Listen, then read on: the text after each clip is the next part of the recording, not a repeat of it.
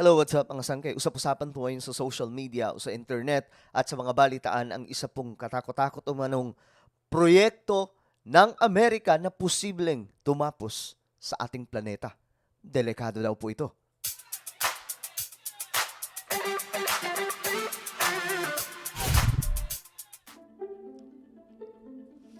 So, mga sangkay, ilang araw na po itong nangyayari na may viral po sa mga social media platforms na information about po sa isang proyekto ng Amerika sa ilalim po ng pamumuno ni President Biden.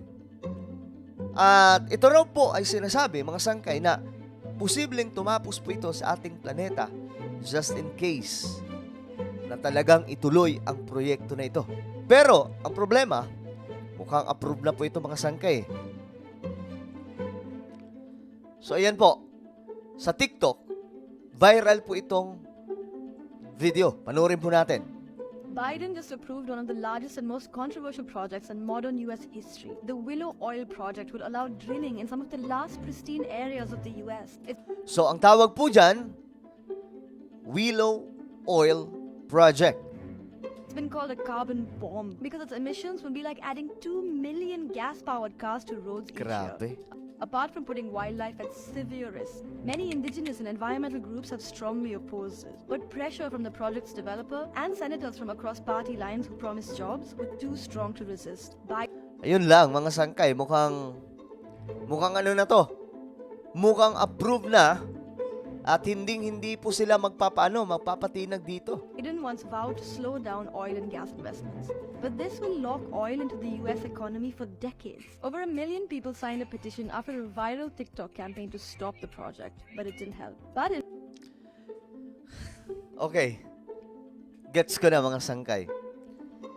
Naalala nyo mga sangkay si Biden kontra sa TikTok.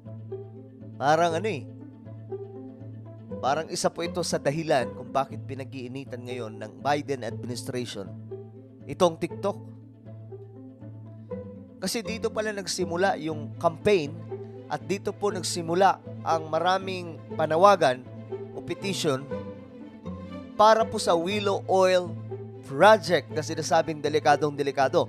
Well, meron pa niyan mga sangkay. Ito po, pero babalikan po natin yan maya-maya. I-check nyo po muna mga sangkay sa ibaba ng inyong mga video. Ito pong pinapanood nyo kung kayo po ay nakapag-subscribe na o hindi pa. Kung hindi pa mga sangkay, pindutin nyo po yung subscribe button, i-click nyo po yung bell, at i-all nyo po. Okay? Ganun lamang kasimple. Ulitin ko, check nyo po sa ibaba, may makikita kayong subscribe button, pindutin nyo lamang yung subscribe, i-click nyo po yung bell, nakatabi po nun, tapos pindutin nyo rin po yung all. Ganun lamang po kasimple. So, mga sangkay, delikado nga raw po ito at i-check po natin itong report ng CNN. Ito po ay Willow Project. Ayan o. Gaano nga ba ito kadelikado o makapagbibigay ng hindi magandang dulot pagdating po sa climate crisis? By the administration's own estimates, the project would generate enough oil to release 9.2 million metric tons of planet-warming carbon pollution a year, equivalent to adding 2 million gas-powered cars to the roads. Ngayon, ito po ang mga nagsalita. This is a huge climate threat and inconsistent with this administration's promises to take on the oil climate crisis. So, ayon nga po dito mga sangkay, kung babasahin po natin, marami po talaga ang maaapektuhan. Delikado daw po. Pero may mga nagsasabi rin na magpo-produce daw po sila ng mas safer na fossil fuel. Kaya nga lang mga sangkay, fossil fuel. Ito po talaga yung nagwawasak sa ating planeta na ito po yung rason kung bakit ang global warming, mga sangkay, ay tumitindi po ng tumitindi na nagkukos ng damage sa ating planeta at ang resulta ay ang abnormal climate change. Kasi noon, ang climate change, mga sangkay, nangyayari naman po talaga yan sa buong mundo. Ang climate change, sa pagkakaalam ko, is normal na nangyayari po talaga pagkalipas po ng ilang dekada o ilang mga taon, nangyayari po yan.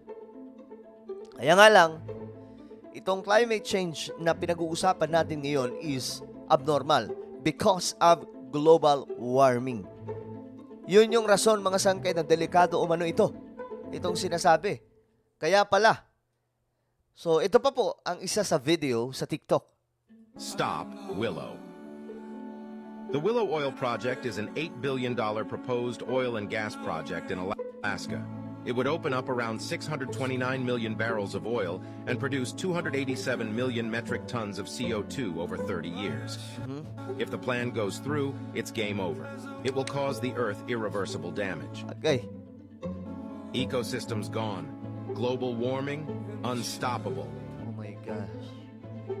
Animals being wiped out at an uncontrollable pace. Some things are worth saving. We only have until next month to stop Biden. Go to www.protectthearctic.org and sign the letter. Okay, kaya naman pala. So, ito po yung mismong lugar na pagkukunan o magdidrill po sila. Magkakaroon po talaga ng tawag dito, yung kukunin po talaga nila yung yung oil. So, malaki po ang magiging epekto nito umano sa ating planeta. Hindi lamang po sa Amerika, sa bandang Western, kundi buong mundo. At ito mga sangkay, ito po yung mga taong nagpuprotesta ngayon dahil nga po sa ginagawa umano ni President Biden. Tingnan po natin. Climate. It really takes us backwards on President Biden's climate commitments. These type Ayan na. Kung mabalikan daw po natin yung commitment ni President Biden pagdating po sa climate change. of emission bomb that Yan po yung isa sa pangalan, carbon bomb. is being exploded right in the midst of that area.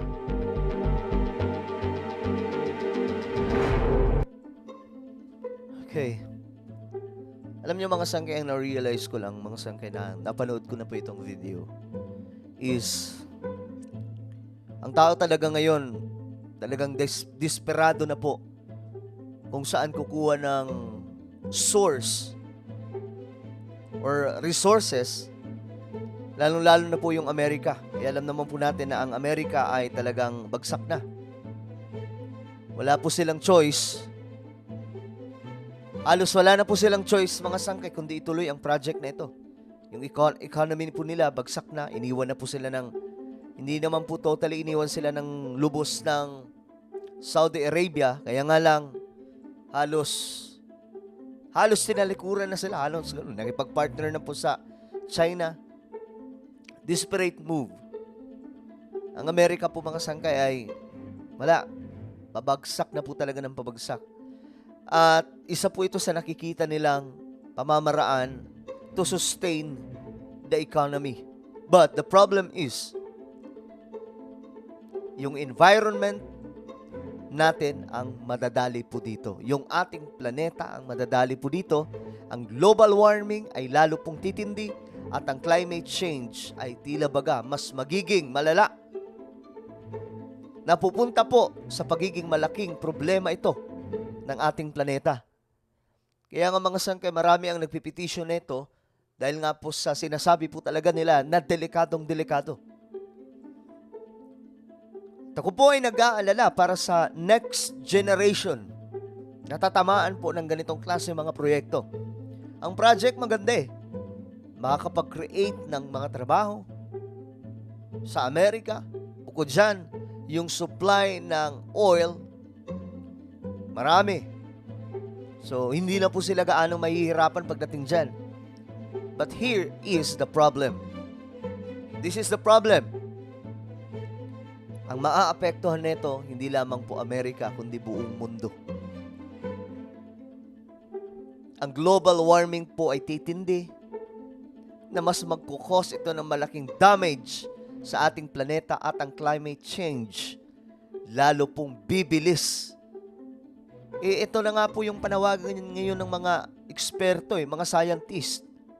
na ang ating planeta ay para po tayo naghahabol ng hininga na kailangan mas mabilis magawan po ng pamamaraan para masaayos itong problema natin. Lalong-lalo na po, ang fossil fuel ang isa sa nagpupush kung bakit umiinit ang ating panahon. Na nagmimit siya ito ng pagka-damage ng ating planeta. So kayo mga sangkay, ano po ang inyong komento tungkol po dito sa Willow Oil Project? I-comment nyo lamang po sa ibaba. At iniimbitahan ko ang bawat isa sa inyo to please subscribe my YouTube channel. Ito po ay Sangkay Revelation. Dito po tayo nag-upload ng mga pangmalakasang content. Pinag-uusapan po natin dito yung mga misteryosong nangyayari sa ating mundo na kung saan kinokonekta po natin sa Biblia. Naku, malalim na usapin ito mga sangkay. Kaya naman, marami na po ang napunta dito at dumadami na po yung mga solid sangkay na narito at nanonood sa mga video na ina-upload natin. Kaya, ano pang hinihintay mo? I-search mo na ngayon, Sangkay Revelation.